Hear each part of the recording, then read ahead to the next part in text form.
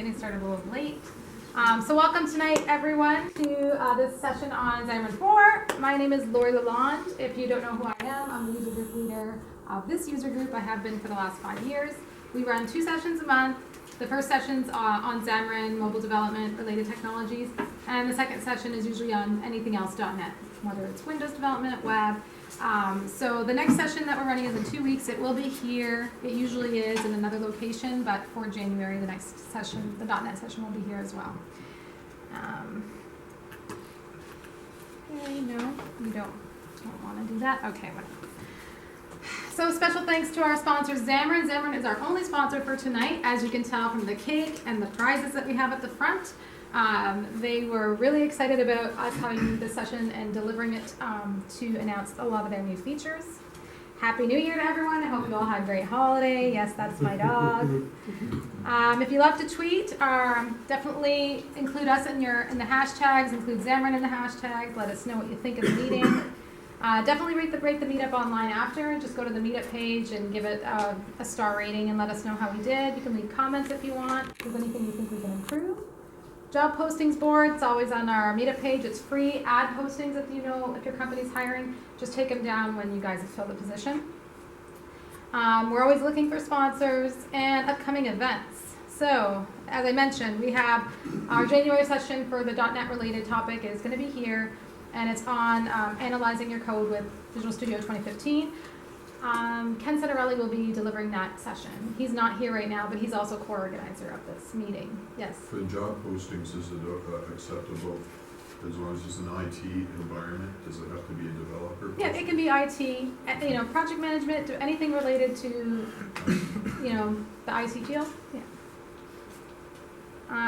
There's also London.NET developers. They have a hands-on workshop coming up in February. And the MVP Days Community Roadshow is in Toronto. That's coming up also in February.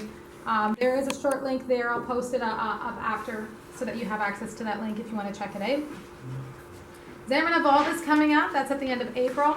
I'm really excited because I'm going. I'm doubly excited because I'm speaking at it. So I am really, really excited about that. I'm shocked I got accepted. I actually bought my registration because I didn't think I was going to be selected. So now I got to figure out if I'm going to get reimbursed for that. But if I don't, whatever.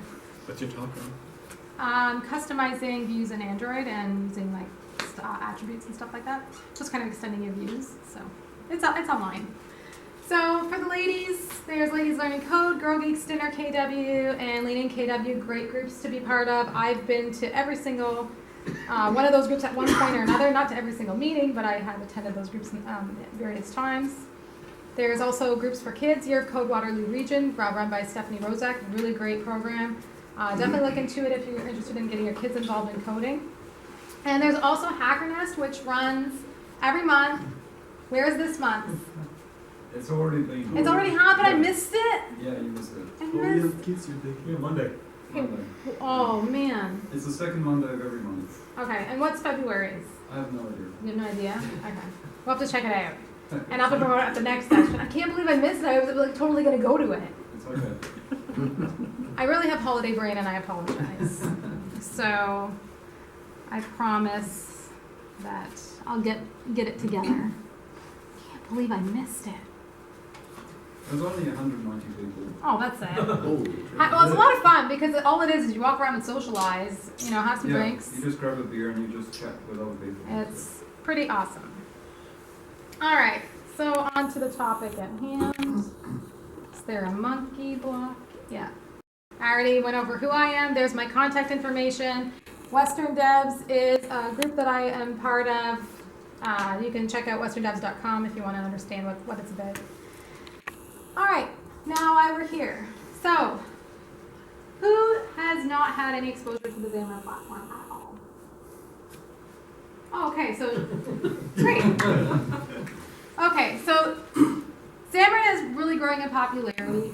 It is becoming something that people want to learn more about because everyone wants to get more into mobile app development and using the skills that they have. So Xamarin's mission isn't just about enabling, developers to target multiple platforms. You want to make sure that it's fun for you, that you have a good time when you're doing it, and that it's fast and easy. And so you'll see with the improvements to the platform that's what they're aiming for. It's not just about getting things done, but having fun while you're doing it and making sure that you can do it relatively easily. So everyone is, every session we've talked about has usually been about how you can develop mobile apps using C#, Xamarin, targeting iOS, targeting Android. And that's what people think of when they think of Xamarin. But Xamarin also has other products that they have been releasing over the last little while. And it's and it all ties in together. So you start off with your development, but then after development, what do? You have to test, right? So then you have Xamarin Test Cloud. You can create automated UI tests, published into the cloud, and those tests will run on thousands of devices without you having to do anything more. You just script your tests once and have them run. If you want to test locally and have those scripts run locally, you can. You can totally have your UI tests scripted, running on a local simulator device, and that works just as well. It's really good. Then there's also that point where, okay, now you've published your app, you tested it, everything's great. Now it's out there. How are people using it? There is application insights that Visual Studio offers, but it doesn't support cross-platform applications. It's more for Windows and web-based applications. So what do you do with your cross-platform apps? So Xamarin now has a product called Xamarin Insights. It allows you to monitor your apps when they are out in the wild. And we'll touch on that in a little bit. And last but not least, then they have the offering of the university. And you've heard me speak of it before if you've been here, and if you haven't. It is a really great offering. It allows you to learn all of these things in a relatively short amount of time. And not just learn it, but learn best practices and the proper way to use the platform and to tie all these things in together. And again, I'll touch on that as we go. So let's take a look at the platform. Now, when we're talking about developing a single app that targets multiple platforms, the majority of people think hybrid applications. And is that what Xamarin is? I don't want a hybrid application, I want native. Well, Xamarin is native. All of the code that you write, all the code that gets compiled down to native on the device. So on an iOS app, it's an IPA. On an Android device, it's an APK. It's the actual native app, native controls, and its performance is just as good as a native app written in Objective-C or Java. Okay? The thing that makes Xamarin really popular, and that why people are starting to pay more attention to it, even developers that aren't initially in .NET, that are like Objective-C or Java, starting to look into this platform, is because it offers something that those platforms don't, and that's the ability to reuse code. And that's key, because when you're in an organization, the last thing you want to do is manage 3 separate teams that are developing the exact same product, because that product's not going to come out the same way, right? So in this situation, the only thing that you have to customize is the UI. And you have about 75% to 90% code reuse. You can develop these libraries, which are called portable class libraries, and that ties into each application. So now you're looking at really a single development team with people who are specialized in developing UIs for each platform, and then a common shared code base where most of the business functionality for that application lives. Okay? So that's the one approach. Xamarin took it one step further, and they introduced Xamarin Forms. This was a little while ago. This is even more exciting because then they decided not only can you share business logic, but you can create UIs, which are reusable using XAML. And once you design your UI one time in this shared library, and you compile it, depending on the platform you're compiling it on, those are the controls that will be rendered. So it'll be native controls. So if I put a button in my XAML view in my portable class library, and I compile it on iOS, it's going to be a UI button that it compiles down to and is rendered as. It's still completely native. It's not a hybrid app. Okay. I'm sorry, and I am going to go through this introduction a little bit quickly because I have given this intro quite a few times before, but I still want to give a background. So if you have any questions while I'm talking, feel free to raise your hand because I don't want you to feel like that I'm missing, anything that you need to know in order to understand the big picture. But then we're going to get into the new features. Okay. So now we have these namespaces, and they're all familiar to us, right? Like everyone's used these namespaces multiple times in every project probably we've been working on in recent years. So those are the .NET Framework system namespaces. But when you're targeting a platform, you also have that additional API that you have to focus on, right? Which is a platform-specific API. So for Windows applications, it's, you have a set of Windows-specific APIs you'll be calling into. But you can see where the common namespaces, the APIs that are available in there, that's what's going to go into your portable class library. That's going to be the code you're going to be able to use. So as you can see, it's available on iOS. So on iOS, I still have access to those namespaces and what's available in them. But now I have access to iOS APIs, and it's 100% API coverage. So whatever I can do in iOS using, developing using Objective-C, I can do that in Xamarin. There's nothing that's going to limit me if I decide to choose Xamarin over Objective-C. And the same applies to Android. All right, so now we know Xamarin's pretty awesome. It allows us to use .NET, to develop applications that target multiple platforms. That's awesome because most companies have a team of .NET developers. And most of the people in the room, I'm assuming, are just .NET developers. Is there anyone here that's not a .NET developer? One guy. What are you developing? Mostly in Progress. Progress? What is Progress? It's a Progress API. It's a business language made for developing business applications. They do have a way to go and interact with .NET applications. Okay. My reason for being here is there's nobody else around here that does this, so I'm expanding my horizons. Learning .NET? And not yet. Not yet? I've played with it a few times. All right. It's definitely good to make sure you get up to speed on that quickly. Leo, what are you developing? I'm not a developer. Not a developer? Okay. But I took .NET in school. No problem. You're still going to learn lots here today.